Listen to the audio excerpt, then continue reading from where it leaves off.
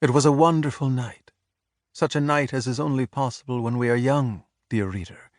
The sky was so starry, so bright that, looking at it, one could not help asking oneself whether ill-humored and capricious people could live under such a sky. That is a youthful question too, dear reader, very youthful. But may the Lord put it more frequently into your heart. Speaking of capricious and ill-humored people, I cannot help recalling my moral condition all that day. From early morning, I had been oppressed by a strange despondency. It suddenly seemed to me that I was lonely, that everyone was forsaking me and going away from me.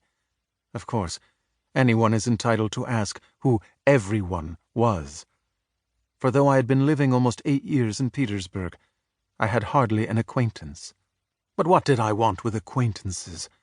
I was acquainted with all Petersburg as it was.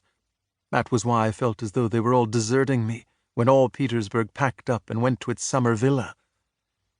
I felt afraid of being left alone, and for 3 whole days I wandered about the town in profound dejection, not knowing what to do with myself. Whether I walked in the Nevsky, went to the gardens, or sauntered on the embankment, there was not one face of those I had been accustomed to meet at the same time and place all the year. They, of course, do not know me, but I know them. I know them intimately. I have almost made a study of their faces, and am delighted when they are gay, and downcast when they are under a cloud. I have almost struck up a friendship with one old man whom I meet every blessed day, at the same hour in Fontanka. Such a grave, pensive countenance, is always whispering to himself and brandishing his left arm, while in his right hand he holds a long gnarled stick with a gold knob. He even notices me and takes a warm interest in me.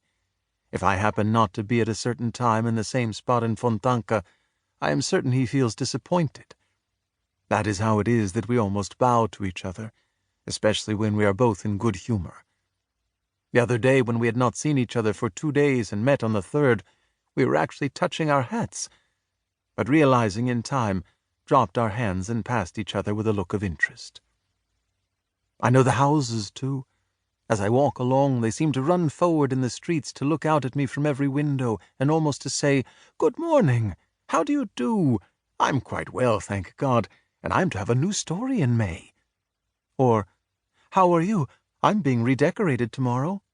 Or, "I was almost burnt down, and had such a fright," and so on. I have my favorites among them. Some are dear friends.